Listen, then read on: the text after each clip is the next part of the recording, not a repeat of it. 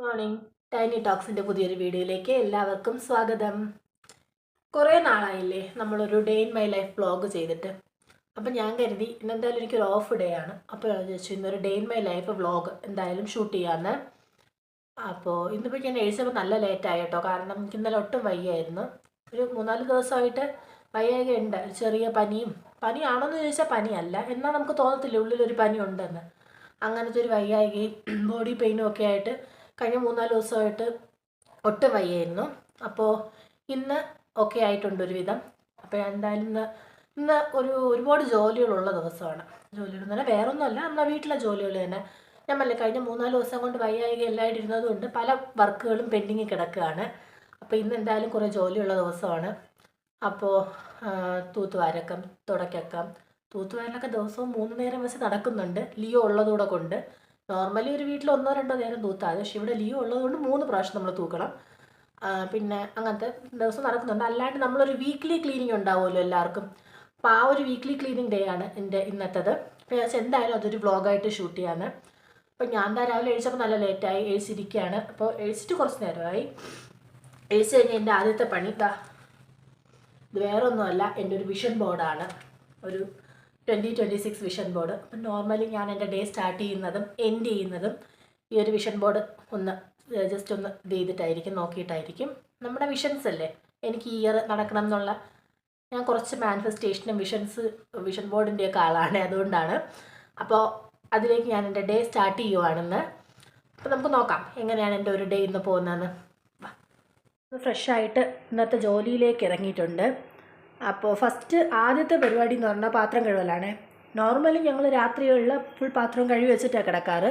പക്ഷേ ഇന്നലെ എനിക്കും വയ്യായിരുന്നു, അമ്മയ്ക്കും തീരെ വയ്യായിരുന്നു. അതുകൊണ്ട് ഇന്നലെ ഉച്ചയ്ക്ക് ശേഷമുള്ള പാത്രങ്ങളൊക്കെ കഴുകാനുണ്ടായിരുന്നു. പിന്നെ ഇന്ന് രാവിലെ ബ്രേക്ക്ഫാസ്റ്റ് ഉണ്ടാക്കിയതും അങ്ങനത്തെ പാത്രങ്ങളൊക്കെ കഴുകാനുണ്ടായിരുന്നു. അപ്പോൾ അതൊക്കെ കഴുകാൻ വേണ്ടിയിട്ട് സിങ്കിൽ ഞാൻ വാരിപ്പിറക്കി ഇട്ടിട്ടുണ്ട്. അപ്പോൾ ഇന്നൊരു നോൺ കുക്കിംഗ് ഡേ ആക്കാമെന്നാണ് വിചാരിച്ചത്. ഞങ്ങൾക്ക് വേണ്ടി ഇന്ന് ലഞ്ച് കുക്ക് ചെയ്യുന്നില്ല, കാരണം ഞാനും അമ്മയും മാത്രമേ ഇന്നുള്ളൂ ഇവിടെ. അപ്പോൾ അതുകൊണ്ട് ഇന്നലെ ഞങ്ങൾ രാത്രി മന്തി മേടിച്ചപ്പോൾ അതിൽ മിച്ചം ഉണ്ടായിരുന്നു. അപ്പോൾ ഞങ്ങൾ അതിനെ ഇന്നൊന്ന് റെഡിയാക്കി കഴിക്കാമെന്ന് വിചാരിച്ചു. അപ്പോൾ ഇതിപ്പോൾ ലിയോയ്ക്ക് വേണ്ടിയിട്ട് ചോറ് വയ്ക്കുന്നതാണ്. ലിയോ പുറത്തുനിന്നുള്ള അതൊന്നും ഞങ്ങൾ കൊടുക്കത്തില്ല. അപ്പോൾ അതുകൊണ്ട് ലിയോയ്ക്ക് വേണ്ടിയിട്ടുള്ള ചോറ് മാത്രമേ ഇന്ന് വയ്ക്കുന്നുള്ളൂ. അവൻ്റെ ചോറും ചിക്കനും മാത്രം ഇന്ന് സെറ്റാക്കിയാൽ മതി. അപ്പോൾ ഞാൻ വിചാരിച്ചു ഇന്ന് എന്തായാലും കുക്കിംഗ് ഇല്ലാത്തത് കൊണ്ട് ഒരു ബാക്കി കാര്യങ്ങളൊക്കെ ചെയ്തിടാം, ഒതുക്കി പറക്കൽ അടുക്കലൊക്കെ ഇന്ന് നടത്താം എന്നുള്ള ചിന്തയിൽ രാവിലെ പണി തുടങ്ങിയിരിക്കുകയാണ്. അപ്പോൾ അവനുള്ള ചോറ് അരി വേവിക്കാനായിട്ട് വെച്ചു.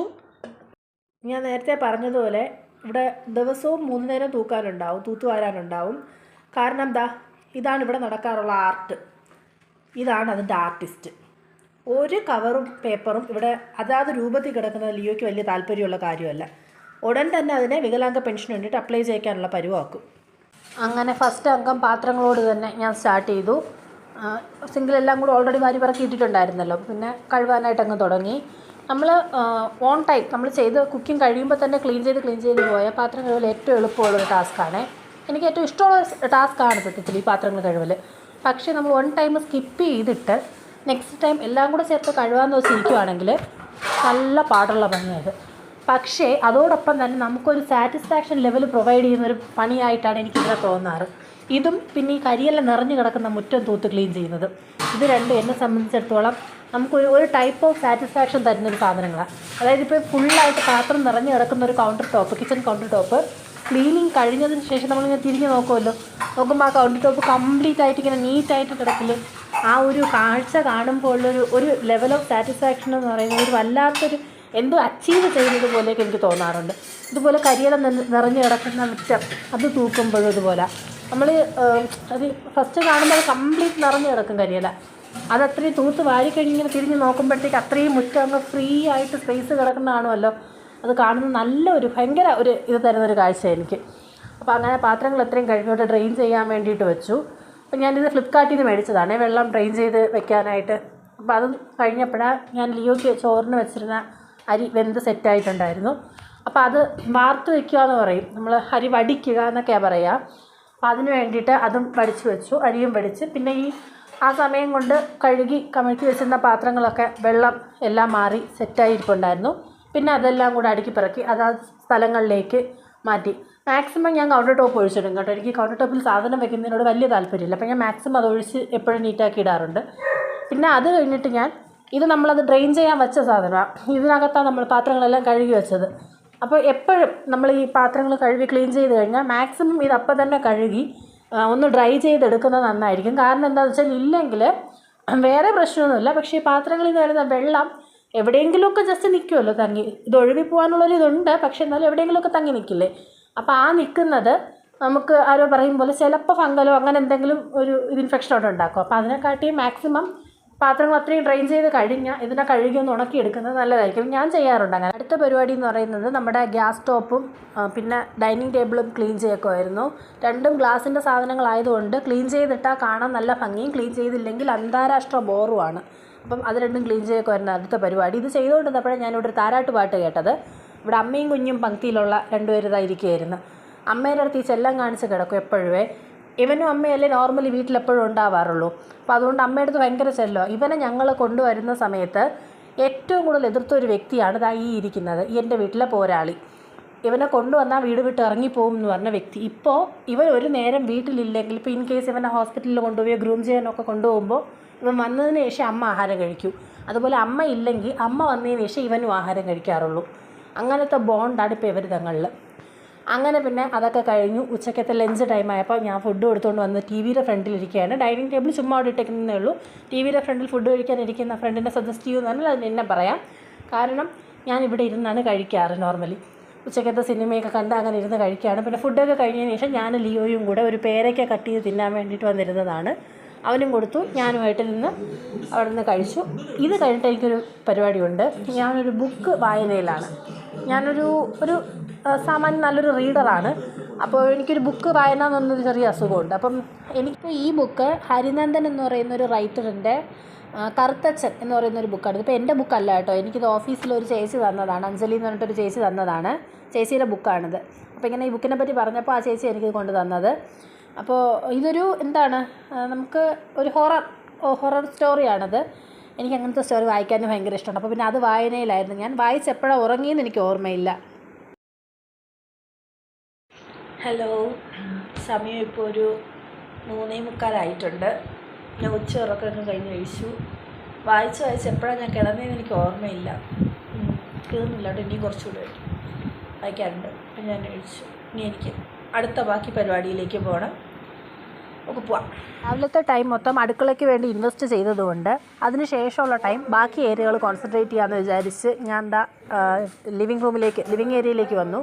ഇപ്പോൾ ചെയ്തുകൊണ്ടിരിക്കുന്ന പരിപാടി എന്ന് പറഞ്ഞാൽ ഞാൻ തന്നെ ചെയ്യുന്നത് എൻ്റെ പരിണിത ഫലമാണ്. അതായത് അമ്പലത്തിൽ നിന്ന് കൊണ്ടുവരുന്ന ഈ ഇലയിലുള്ള രസീതുകളുണ്ടല്ലോ, ഇതൊക്കെ ഞാൻ കൊണ്ടുവന്ന് ഈ TV യൂണിറ്റിൻ്റെ അവിടെ വെക്കും. അപ്പോൾ അത് കുറേ ആകുമ്പം ഏട്ടൻ്റെ വായിൽ നിന്ന് കേട്ടിട്ട് ഞാൻ തന്നെ അതൊക്കെ ക്ലീൻ ചെയ്ത് മാറ്റാറുണ്ട്. അതിപ്പോൾ ആദ്യം കണ്ട പരിപാടി. അങ്ങനെ അതൊക്കെ ചെയ്തു. അതൊക്കെ കഴിഞ്ഞു. വീടിനകമൊക്കെ തൂത്തു. അത് മുറ്റം തൂക്കുന്ന പരിപാടിയാണ്. ഞാൻ ആദ്യം ഈ വീഡിയോയുടെ ആദ്യത്തിലൊരു വാക്ക് പറഞ്ഞിട്ടില്ലായിരുന്നു, എനിക്കൊരു സാറ്റിസ്ഫാക്ഷൻ തരുന്ന 2 പരിപാടികൾ. ഒന്ന് പാത്രം കഴുകക്കവും, രണ്ടാമത്തത് ഈ തൂത്തുവാരക്കം. അതായത് ഈ കരിയെല്ലാം നിറഞ്ഞു കിടക്കുന്ന മുറ്റം തൂത്ത് കഴിഞ്ഞിട്ട് തിരിഞ്ഞ് നോക്കുന്ന ഒരു പരിപാടിയില്ലേ, എൻ്റെ ആ സാറ്റിസ്ഫാക്ഷൻ ലെവൽ എനിക്ക് ഡെയിലി കിട്ടാൻ വേണ്ടിയിട്ടാണോ എന്ന് പറഞ്ഞൂടെ. എൻ്റെ വീടിന് ചുറ്റും കരിയിലകളുടെ വേട്ടയാണ്.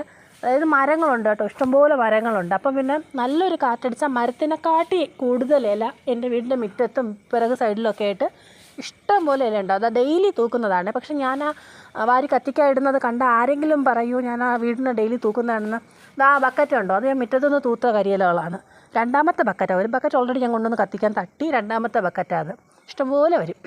അപ്പം പിന്നെ തൂത്ത് കൂട്ടി അതെല്ലാം കൊണ്ടുവന്ന് കത്തിച്ചു. പിന്നെ അടുത്ത പരിപാടി എന്ന് പറയുന്നത് തറ തുടപ്പാണ്. വീക്ക്ലി വൺസ് അല്ലെങ്കിൽ ട്വൈസ് കംപ്ലീറ്റ് വീടിനകം കംപ്ലീറ്റ് ആയിട്ട് തുടച്ച് ക്ലീൻ ചെയ്യും.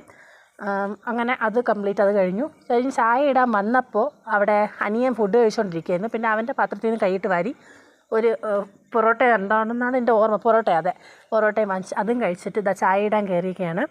തത്രപ്പെട്ട് ചായ ഇടുന്നത് വേറൊന്നും കൊണ്ടല്ല, ചായ എടുത്ത് കഴിഞ്ഞിട്ട് എനിക്ക് വേറൊരു പരിപാടിയുണ്ട്. ഞാൻ ഉച്ചയ്ക്ക് ഒരു ബുക്ക് വായിച്ച് ഉറങ്ങിപ്പോയി എന്ന് പറഞ്ഞില്ലേ, ആ ബുക്ക് ഫിനിഷ് ചെയ്യാനുണ്ടായിരുന്നു. എനിക്കാണെങ്കിൽ ഒരു ബുക്ക് റീഡ് ചെയ്താൽ മാക്സിമം അന്ന് കൊണ്ടത് തീർക്കണം. ഒരു ആങ്സൈറ്റിയുടെ പ്രശ്നമുണ്ട്, അടുത്തെന്താണെന്നുള്ളൊരു ചിന്ത.